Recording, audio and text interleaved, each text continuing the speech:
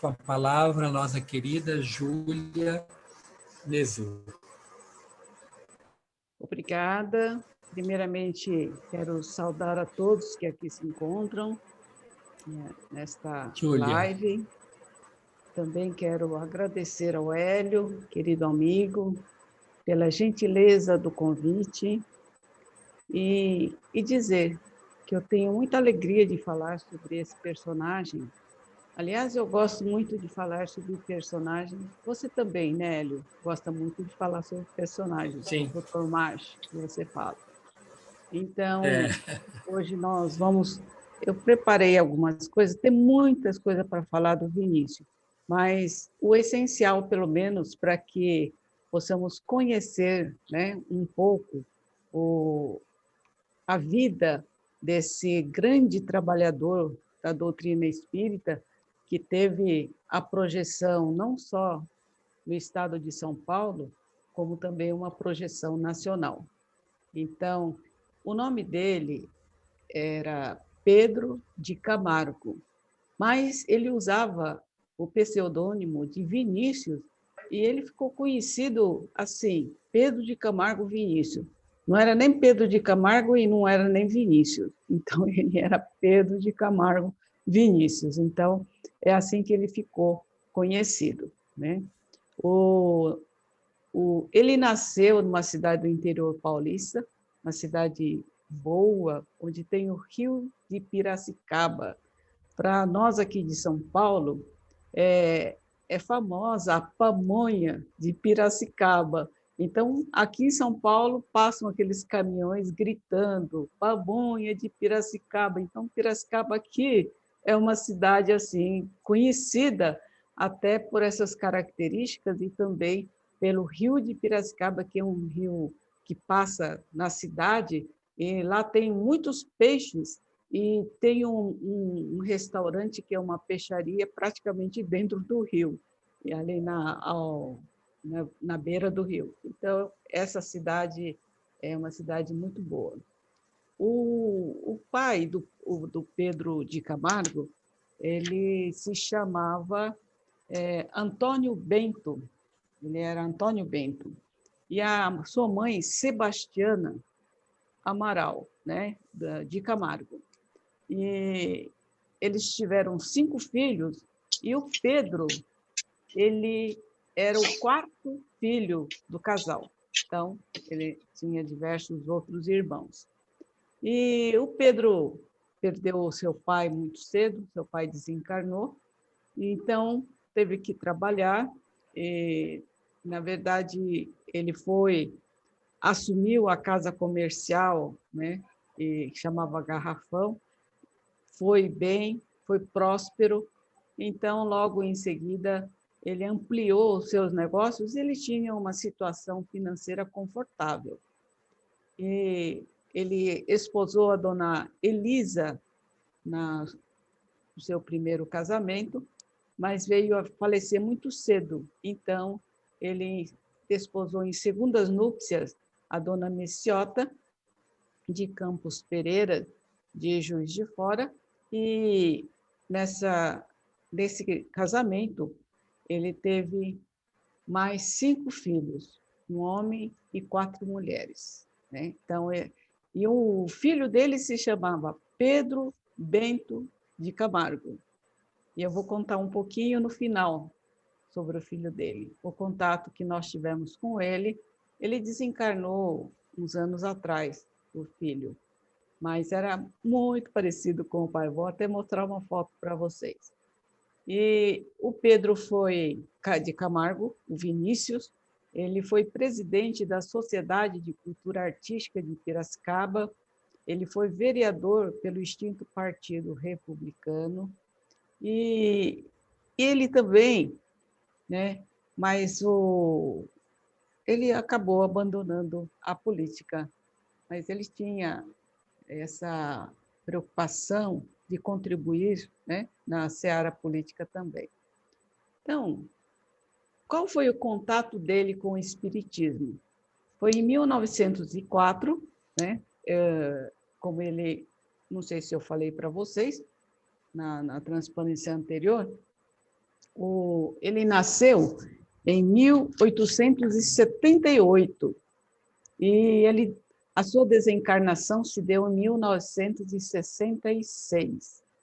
Então, eu não cheguei a conhecer o Pedro de Camargo Vinícius, porque eu cheguei na FESP, era depois disso, né? Cheguei na década de 70 e pouco, mas ainda ele havia desencarnado há pouco tempo, e se falava muito no Pedro de Camargo Vinícius, tanto na federação quanto no movimento espírita.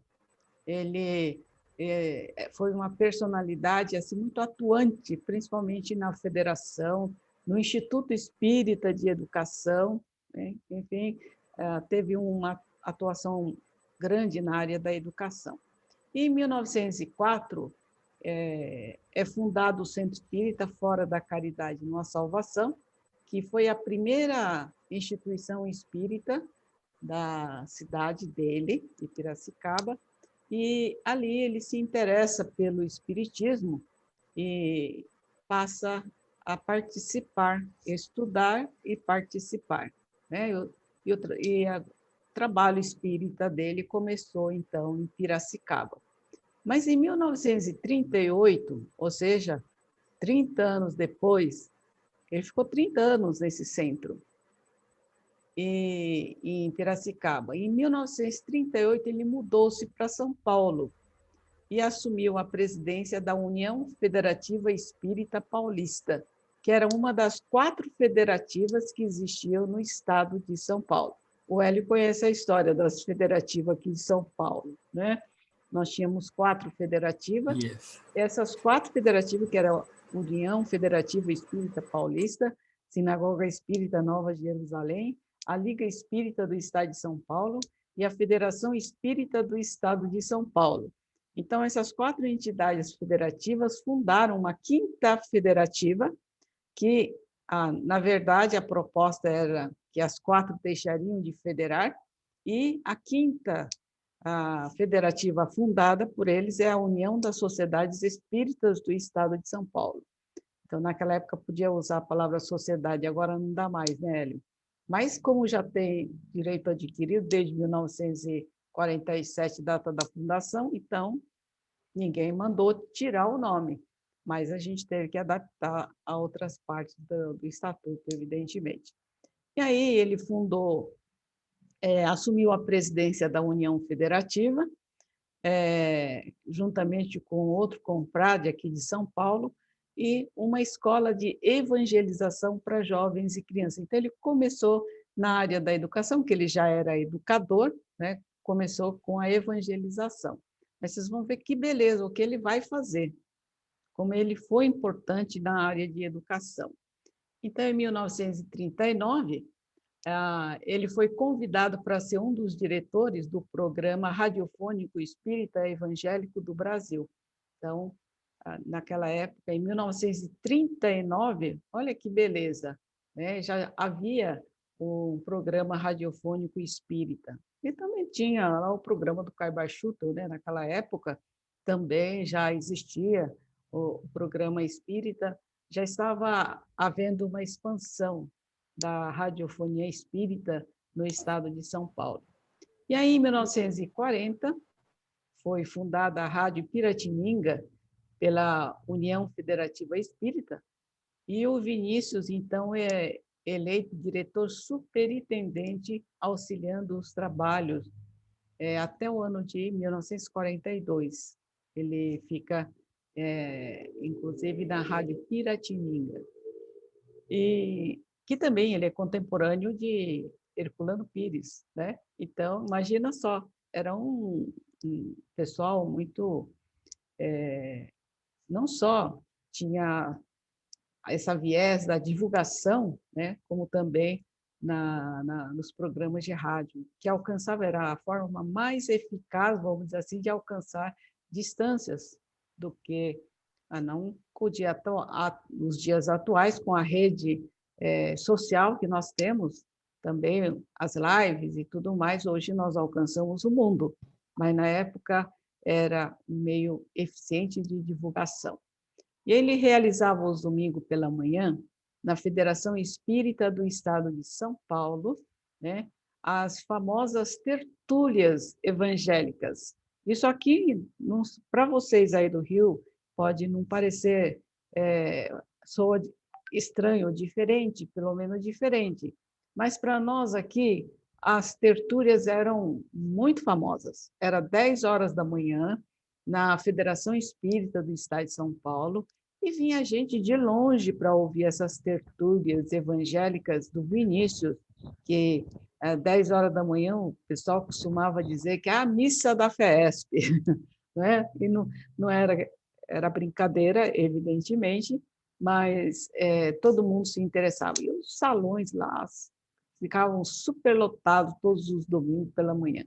Agora, continua na FESP tendo palestra 10 horas da manhã, mas já não tem, já não enche tanto como no passado. Agora, na verdade, nessa época da pandemia, na FESP, às 10 horas da manhã, continua tendo palestra, mas é uma palestra virtual. Na época, agora, quando terminar a pandemia, deverá retornar. Mas, com o advento das redes sociais e da facilidade de você escolher 1000 temas na internet, no Facebook, no YouTube, então, hoje você tem uma concorrência grande, né? Mas o Pedro de Camargo Vinícius era muito procurado. Eu, quando cheguei na federação, na década de 70, antes de 80, nossa, todo mundo falava do Vinícius. E nós tínhamos lá na FESP uma biblioteca e tinha já a gravação. Olha, né, a FESP era sempre vanguardeira. Ela gravava as palestras.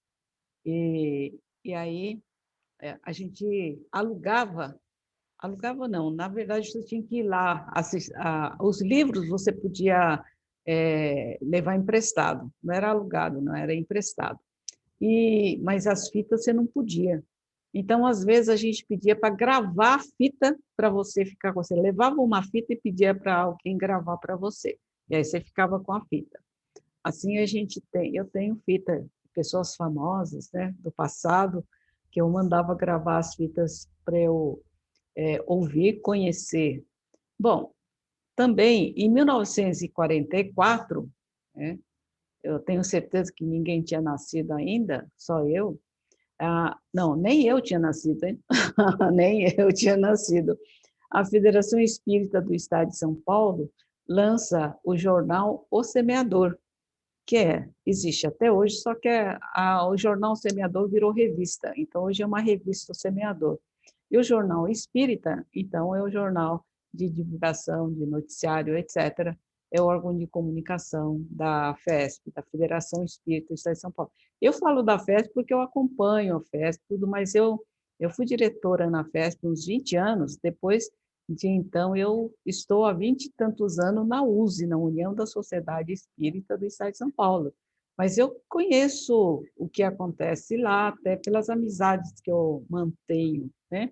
E agora nós estamos fazendo um trabalho bacana aqui no Estado de São Paulo, que é o Grupo Espírita Paulista, que é um grupo de trabalho com as diretorias da Aliança Espírita Evangélica, da Federação Espírita do Estado de São Paulo e da União da Sociedade Espírita do Estado de São Paulo. Então, o ano passado, durante a pandemia, o ano inteiro nós fizemos lives em conjunto, né, com temas em comum, com estudo, com reunião, etc. Eu até me lembro um pouco de você, viu, Hélio? Né, que você sempre foi alguém que batalhou muito pela unificação no estado do Rio de Janeiro, e aí aqui em São Paulo agora nós temos essa união dessas três instituições, mas ainda eu acho difícil tornar-se uma entidade só, mas só o fato de estarmos juntos, trabalhando juntos, já é uma grande alegria, né? E o Vinícius, em 1944, com a fundação do jornal, que hoje é a revista O Semeador, ele foi o primeiro diretor, né, nomeado diretor-gerente do jornal o Semeador, que hoje é a revista. Eu fui diretora desse jornal também, participei tive a honra de participar de um jornal fundado pelo Pedro de Camargo Vinícius. Trabalhei junto com o Paulo Alves Godoy, que é um ícone aqui no estado de São Paulo, grande figura, um escritor de mão cheia, e os livros dele, não só, ele tinha livros biográficos e tinha livros também a gente chamava de evangélicos, mas, na verdade, eram as explicações, né, do Novo Testamento à luz da doutrina espírita, como fazia também o Vinícius. O Vinícius sempre trabalhava nessa linha de explicar o Evangelho, o Novo Testamento à luz da doutrina espírita, como está no Evangelho, né? E também ele escrevia no jornal Semeador, no Reformador, perdão, da Federação Espírita Brasileira. Então, quem quiser, vai lá, que hoje a FEB tem um arquivo, e nesse arquivo a FEB tem todos os números antigos. Então, você pesquisa lá, você vai achar artigos do Pedro de Camargo Vinícius e de outros grandes baluartes da época, né, que passaram aqui entre nós. E aí, ele foi, durante muitos anos, ele representava a FEB nas solenidades aqui no estado de São Paulo. Então, ele era representante da FEB no nosso estado também. E quando a Federação Espírita do Estado de São Paulo, isso eu já falei, ele foi o diretor-gerente, né, desse jornal da Federação, foi uma grande figura. Em 1949, na companhia de Carlos Jordão da Silva, que foi um outro ícone que nós temos, foi presidente da USE, presidente da Federação, e eles, no início, os presidentes da FESP eram os vices da USE e vice-versa. Então, a cada eleição, eles revezavam no início, né? E Carlos Jordão da Silva, em companhia, então, com o Pedro de Camargo Vinícius, integrou a representação do Estado de São Paulo no 2º Congresso Pan-Americano da CEPA, né, que acontecia no Rio de Janeiro. Acho que o Hélio deve lembrar, quer dizer, não lembrar do evento, porque ele não é dessa época, né, mas deve conhecer a história do Pacto Áureo, isso faz parte, né, da história do movimento brasileiro. Então, estava lá o Pedro de Camargo Vinícius, junto com Carlos Jordão da Silva, integrando a comitiva de São Paulo, nesse congresso, e aí tem aquelas histórias todas de que eles se encontraram, tinha lá as federativas dos estados do Sul também participando desse congresso, e eles encontraram, né, entre aspas, por acaso, né, que eu acho que o acaso não existe também, eu acho que eles programaram. Deve ter um assunto tão sério assim, precisa ter uma programação, então deve ter programado. E aí eles se encontraram, e foi quando surgiu a ideia de fundar, né, o Conselho Federativo Nacional da Federação Espírita Brasileira, e para isso veio o Pacto Áureo, né, que é o famoso pacto que surgiu da vontade das federativas presentes nesse congresso e que foi o embrião do Conselho Federativo Nacional, e o Pacto Áureo, com seus 18 artigos, que fizeram parte da história do movimento espírita, porque desde então esses 18 artigos que funcionaram, né, no decorrer desses anos todos, como um balizamento para o movimento espírita nacional. Sem entrar no mérito dos artigos, que não vai dar tempo e também não é o caso, mas o Pacto Áureo teve essa função no movimento espírita nacional. Também o Pedro de Camargo Vinícius, ele realizava muitas conferências, né? Hoje nós temos uma quantidade imensa de palestrantes fantásticos aí, que fazem conferência em todo o Brasil, no mundo, viajavam, agora não precisa viajar mais, a gente gastava dinheiro viajando, agora a gente viaja do quarto até a sala, onde tem instalado, ou no escritório, onde tem instalado um notebook, e aí você entra via live, daqui a pouco você está no Reino Unido, você está no Japão, você está em toda parte onde for convidado. Então, as coisas mudaram, mas naquela época, um conferencista do porte do Vinícius era uma coisa não só rara, como também quando chegava alguém assim, numa cidade, a cidade toda mobilizava para ouvir. Então, tem conferência, era feito, por exemplo, esse que eu trouxe aqui,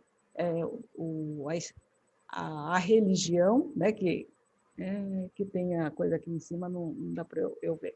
Mas ele escreveu e, no final, imprimiram em forma de livreto o resultado da apresentação que ele fez, que isso já era um sucesso, né? Hoje não tem vídeo, e se você falar besteira também está no vídeo, não é verdade? Mas Verdade. naquela época lá, tinha lá os taquígrafos, que ficavam lá anotando as palavras. Eu mesmo, quando eu estudava, estava na faculdade, acho que o Hélio também devia fazer isso, nós ficávamos, eu era a turma da frente, e aí ficava lá com o meu caderninho, anotando tudo que o professor falava, a gente tinha abreviações das palavras, que era uma espécie de uma taquigrafia, para poder anotar. Nos congressos eu fazia isso, né? Então, o pessoal me chamava muito para a secretaria, para ser relatora de palestras, essas coisas, porque eu anotava. Então, esse livro surgiu dessa maneira. Tem outros materiais também dele. Então, o convite da União Espírita de Ribeirão Preto ficou famoso, que foi no Cine Ideal de Ribeirão Preto, né? Foi em 1928. Naquela época era novidade. Imagina um espírita falando com um cinema cheio, né? O espírita falava para uma dúzia e já achava que o público era bom, mas isso em 1928 era também a época das perseguições, era a época que os espíritas não podiam sair falando que era espírita, dava cadeia, né? Essas coisas todas que os nossos heróis passaram no passado, né? Então, assim, esse aí eu trouxe aí a figura do Pacto Áureo, vou fazer uma homenagem para o Hélio, porque o Hélio e eu sempre estivemos ligados às federativas, né? E eu ouvi falar muito de Pacto Áureo, não é verdade? A gente sempre ouviu falar. Esses irmãos aí, ó, são aqueles responsáveis pelo Pacto Áureo, o pessoal que... Ai, não tem nenhuma mulher, você acredita numa coisa dessa? Aqui em São Paulo, a gente tinha algumas mulheres, como a Anita Brisa, que era a mãe da Neide Schneider, e ela foi uma das articuladoras, junto com o Edgar Armand, para fundar a USE. Acredita? Tinha uma mulher. E tinha, né, uma declamadora. Tinha também a esposa do Ayrton Paiva, Maria Eni, que era uma professora, uma poetisa, que também fazia palestra, mas era muito raro. Aliás, quando eu comecei a fazer palestra, era engraçado, porque chegava assim nas casas espíritas e falava, japonesa, mulher e ainda japonesa, será que essa vai falar? Né? Será que essa conseguirá fazer uma palestra? Né? E assim também. Aí, quando você era convidado para ir para a tribuna, porque você presidia alguma coisa, era estranho uma mulher estar participando. Né? Hoje tem mais mulheres do que homens, na verdade.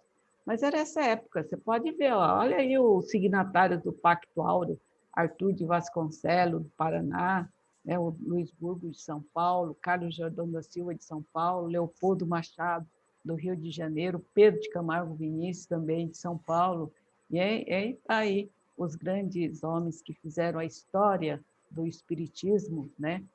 No Brasil, que a repercussão foi brasileira. Aí depois vem a história da caravana, que como não faz parte do Vinícius, não vou falar, né? Então, essa representação de entidades espíritas de âmbito nacional, numa feliz gestão, conseguiram materializar o sonho de muitos ceareiros espíritas, criando o Conselho Federativo Nacional e assinando o célebre Pacto Áureo de Unificação. Pedro de Camargo foi um dos signatários desse importante instrumento de pacificação espírita nacional, no dia 5 de outubro de 1949. Então, por que era um instrumento de pacificação? Porque o movimento espírita estava muito disperso, os estados estavam desconectados, o Pacto Áureo e a Caravana da Fraternidade que trouxe a união, né, do norte, do sul, leste, oeste do Brasil. Então, graças ao trabalho dessa caravana, pela motivação dessa caravana formada por essas pessoas que vocês estão vendo, que viajaram sob os auspícios, né, do Lins de Vasconcelos, que era o que tinha melhores recursos financeiros, e ele ajudava, bancava a viagem dos outros que eram mais simples. E aí fizeram um trabalho em nível nacional para que todos pudessem valorizar, que pudessem fortalecer as suas federativas estaduais. E todos os estados tinham federativas, etc, etc. Muito bem. Aí, em 1949, nós já falamos do Pacto Áureo, né? Aí, mas o Vinícius, ele ficou conhecido, foi na área da educação. Ele fez um trabalho lindíssimo na área da educação, aqui, principalmente no estado de São Paulo, na cidade de São Paulo. Então, vou contar uma história para vocês. O grande sonho de Vinícius sempre foi assim, abrir uma instituição educacional. Ele queria fazer isso. E ele consegue realizá-lo quando funda o Instituto Espírita de Educação. A gente diz ele fundou, mas, na verdade, é um grupo de pessoas que fundaram. Inclusive, nós tivemos a atuação do Herculano Pires. O Instituto Espírita de Educação era o Departamento de Educação da União das Sociedades Espíritas do Estado de São Paulo. Eu fui diretora no Instituto de Educação. Quando eu fui para a USE, em 97, eu fui representando o Instituto no Conselho Deliberativo Estadual da USE. Então, a minha base era lá. Então, tenho, assim, acompanhado ao longo de muitos anos, e eu posso contar um pouco dessa história. E aí, mais para frente, foi fundado o Externato Hilário Ribeiro, que era uma escola de primeiro grau, que, infelizmente, durante muito tempo, essa escola foi muito bem, mas, na verdade, era uma escola que privilegiava as pessoas humildes, não pagavam nada, e as pessoas que tinham condições tinham que colaborar pagando os cursos dos seus filhos para poder ajudar a manter a escola, né? Mas acho que tinha muito mais não pagantes do que pagantes, na verdade. E, no final das contas, o Instituto de Educação acabou fechando essa escola. Não faz tantos anos assim, mas pelo menos há quase 20 anos, né, que essa escola foi encerrada. E isso foi muito lamentável, foi muito mesmo, porque o movimento espírita paulista, nós somos um estado que tem condições financeiras, né? E poderíamos ter arregaçado as mangas para manter essa escola. Isso eu digo publicamente, eu falo, lamento muito que nós não fizemos isso. E eu estava lá no Instituto Espírita de Educação, né? Então, o Vinícius era esse grande orador, era sempre muito requisitado pelas casas espíritas da capital, região, mas ele atuou muito na área de educação.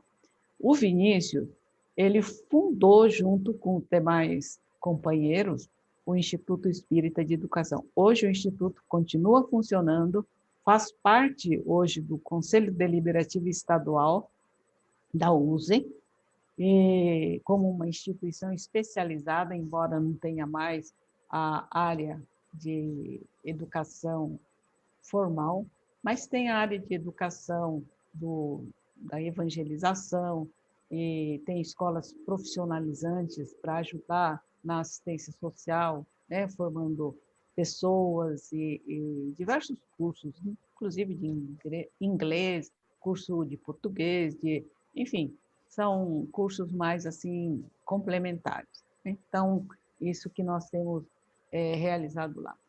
Eu participo, mas não sou mais associada de lá, não. Eu deixei de me associar, até porque eu não dou conta de fazer tudo que eu tenho que fazer com o trabalho da USE. Eu tenho o Centro de Cultura, Documentação e Pesquisa do Espiritismo, que é uma instituição que preserva a memória do Espiritismo. E isso estava dentro da USE. Na verdade, era uma assessoria pro memória, e o Eduardo Carvalho Monteiro, que era posso dizer que ele era o maior historiador contemporâneo que nós conhecemos, né?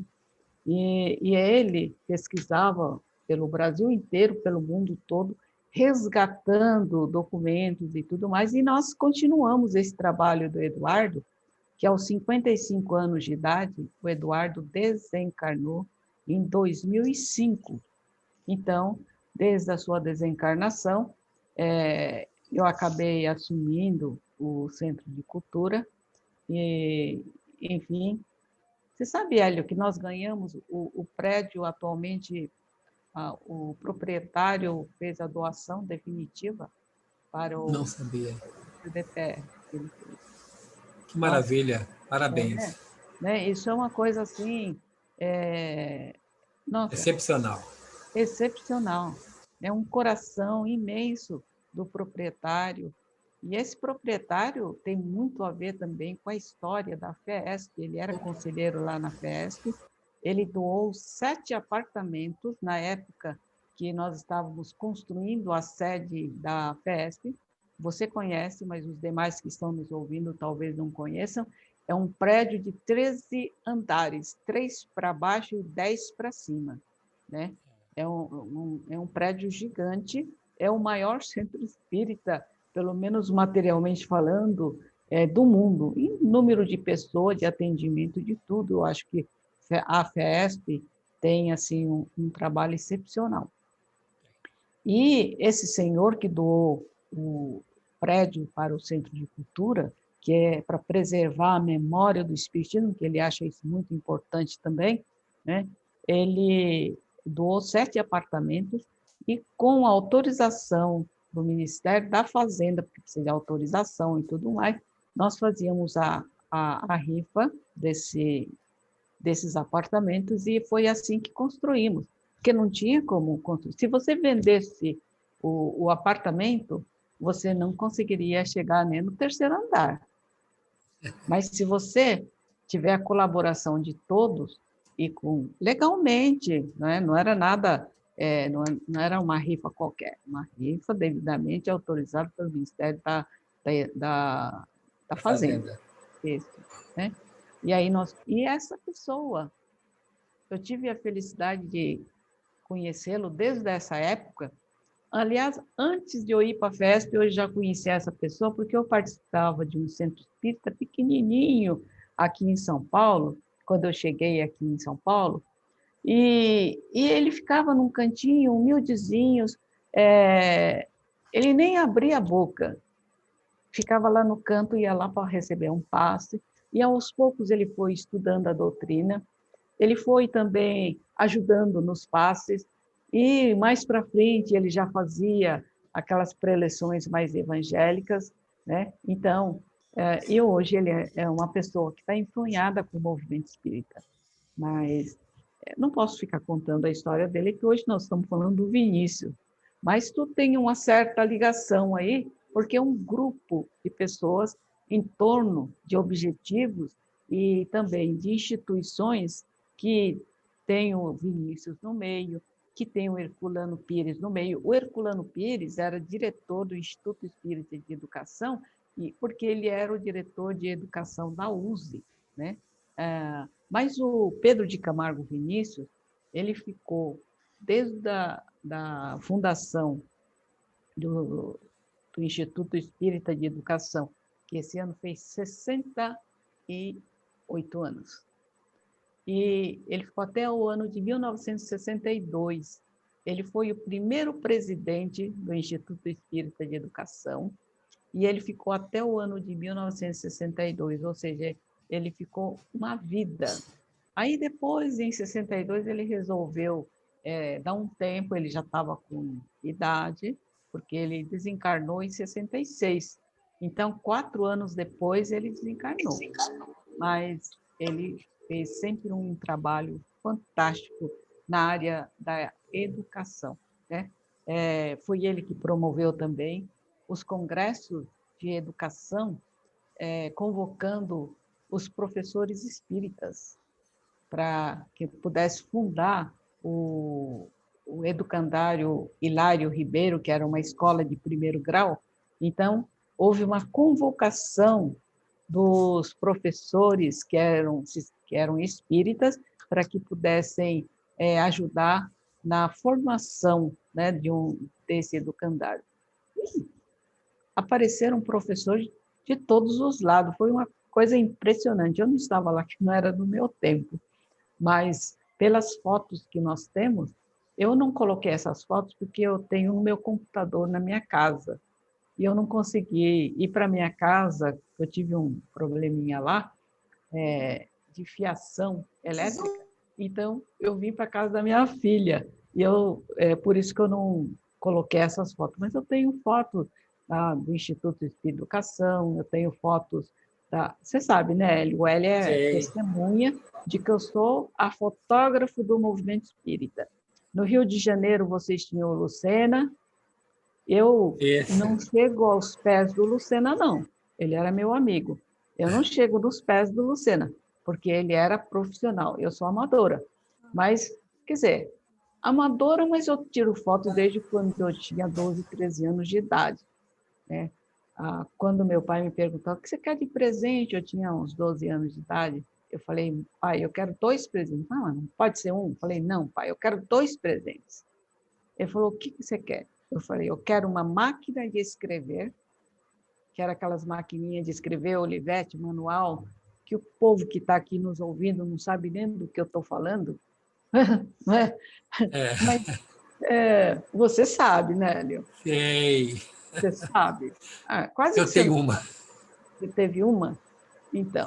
E aí meu pai falou, você quer uma máquina de escrever? Eu falei, eu quero. Eu quero sim, pai. Ele falou, mas filha, tanta coisa que você pode pedir, você vai pedir uma máquina de escrever? Eu falei, pai, eu quero uma máquina de escrever. E o outro presente que você quer, o que é? Eu falei, eu quero uma máquina fotográfica e das boas. Não quero aquela maquininha, eu quero uma máquina boa, quero Nikon, japonesa. Meu pai falou assim, meu Deus do céu, o que você vai fazer com isso? Eu falei, não sei. Não sei, eu só sei que eu quero. E eu sei que eu fotografei o movimento espírita inteiro, Hélio.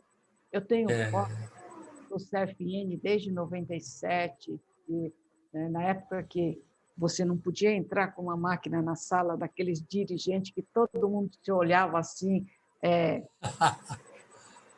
olhando assim, mas que veio essa japonesa interromper a nossa reunião, né? Eu entrava com a máquina, com licença, posso tirar umas fotos? E eu tirava as fotos.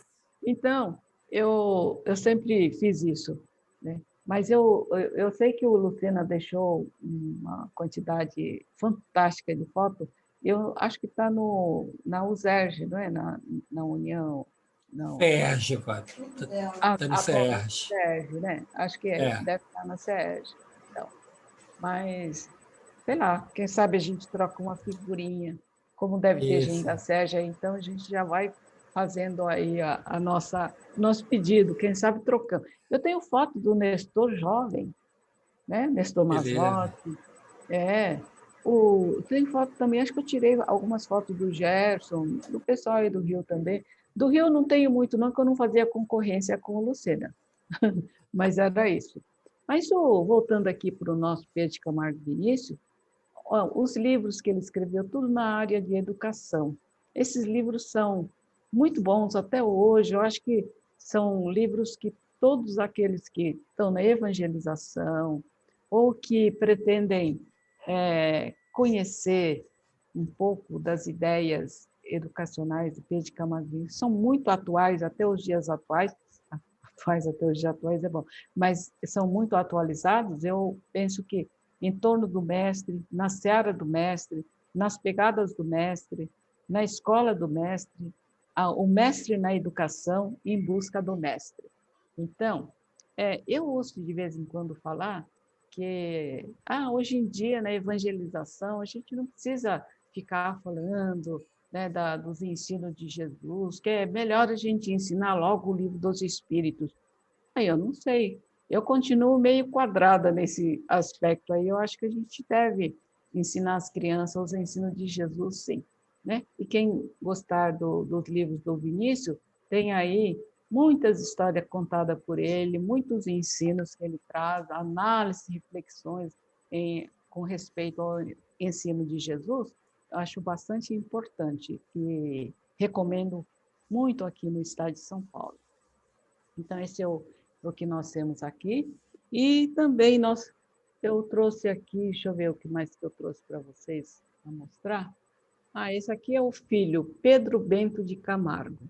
O Pedro Bento de Camargo, ele participou, ele morava, ele desencarnou uns 2 ou 3 anos atrás, né? E no ano de 2010 ou 12, por aí, ele veio para São Paulo e passou lá no Instituto Espírita de Educação, porque ele tem raízes lá também, tem amizades lá no Instituto, e ele me procurou, falou, e a Júlia, cadê a Júlia? Aí falaram, a Júlia está na USE, mas ela faz palestra aqui, de vez em quando ela vem aqui no Instituto. Ele falou, alguém poderia me dar o telefone dela? E deram o meu telefone para ele, me ligou. Falou assim, olha, eu sou o Pedro Bento de Camargo, eu sou o filho. Lembra que no início da biografia eu disse que o Vinícius tinha um filho e 4 filhas? Não foi? Esse é o filho. Esse é o filho. E ele, então, me procurou, ele foi me fazer uma visita na minha casa. Eu tenho essas fotos dele na minha casa. Esse sofá que ele está sentado é na minha casa. Né? Eu nem tenho mais sofá, mas era lá na minha casa. E aí ele foi lá e me levou 2 coisas. Ele me levou um livro que resgatava alguns escritos do avô dele, né, que veio de Portugal. E então ele falou, não é espírita, mas eu trouxe para você. E ele me trouxe uma fita do Vinícius, do pai dele, das tertúlias lá da Federação Espírita do Estado de São Paulo, quando ele falou sobre o Dia das Mães. Olha, Hélio, se você quiser, eu te mando. Me manda, então. Né? Não sei se você tem. Não. Isso, acho que não.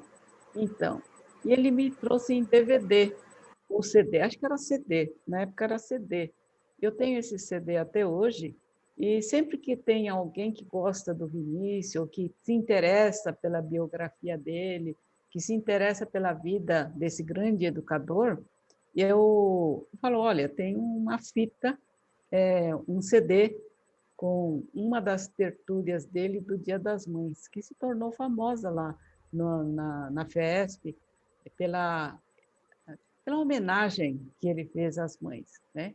Então, se você quiser, eu mando para você. E quem estiver ouvindo aí, que naturalmente deve ter feito a inscrição, você deve saber quem está aqui na nossa... não é live, isso aqui não é live, é? É uma live, é um Tá grupo de estudo pelo Zoom, depois vai para o Face. Depois vai para o Face, não está diretamente no Face. Não, agora não. Uhum. Agora está no Zoom. Entendi. Então, está como uma reunião. Estamos com 70 participantes agora. Olha, que fantástico, né? 70 pessoas, Hélio, para ouvir falar de um personagem, de uma grande pessoa, Nossa, eu acho... Não pode ser esquecido, né, Júlia? Não, eu acho, assim, emocionante saber disso, viu, É. Hélio? Porque quando você... Eu gosto de falar dos personagens, das grandes pessoas, porque são exemplos de vida e são exemplos que, através do exemplo, nós ensinamos muito mais e aprendemos muito mais, né? Por isso que eu gosto de contar a história para as minhas crianças, eu contava a história do Gandhi, eu gostava de contar a história do Buda, contava a história de Jesus, né, do Paulo de Tarso, e etc. Então, eu acho que através das grandes histórias de personalidades que fizeram, que foram homens de bem, nós ajudamos a plantar essa semente no coração dos nossos jovens, das nossas crianças, né? E então, adoro falar sobre a Anália Franco. Nossa, Anália grande amiga. Nossa, a Anália Franco foi uma pessoa, um espetáculo. O que ela fez, nossa, acho que nem 3 encarnações eu vou conseguir fazer o que essa mulher fez numa encarnação. Vai ser o seu próximo tema aqui conosco, então. A gente gosta muito dela. Tá bom, tá bom. Falo sobre a Anália Franco. Eu Beleza. adoro Obrigada. falar sobre a Anália Franco. E assim também. Eu acho que o nosso horário já está no final, né, Hélio? Sim, Então, sim. eu vou aqui agradecendo a você. Se alguém quiser fazer alguma pergunta, não sei qual é o costume da casa. Não, a gente não costuma abrir para pergunta, não, porque ela agora tem um momento da visualização terapêutica e Ah, a irradiação. É ah, cinco minutinhos só, tá? Mas se entendi. você quiser fazer as suas considerações finais, você pode ficar à vontade. Tá bom. Então, eu quero agradecer a todos vocês, um abraço muito fraterno, de paulista para os cariocas. Gosto muito, né, eu passei muito tempo da minha vida indo e voltando para o Rio de Janeiro, que eu trabalhava numa empresa americana que tinha filial aí no Rio de Janeiro. Fazia muito ponte aérea, isso muito tempo atrás, né, que hoje sou uma pessoa aposentada. E hoje eu só trabalho 24 horas para a doutrina espírita. Mas Graças a Deus, né, Júlia? eu Que falo bom. 24 horas porque eu acho que quando eu durmo também eu continuo trabalhando, viu, Hélio? Nós. Nós continuamos, né? Então, É verdade. trabalhamos aí praticamente 24 horas. Mas eu quero agradecer de coração por essa oportunidade, viu, Hélio? Que os teus companheiros do Batuíra, rogo a Jesus que abençoe a todos vocês, que cada vez mais vocês consigam levar avante esse projeto fantástico, que é o projeto da doutrina espírita e também do Evangelho de Jesus em nossos corações. Muita paz para todos. Muito obrigado, Júlia.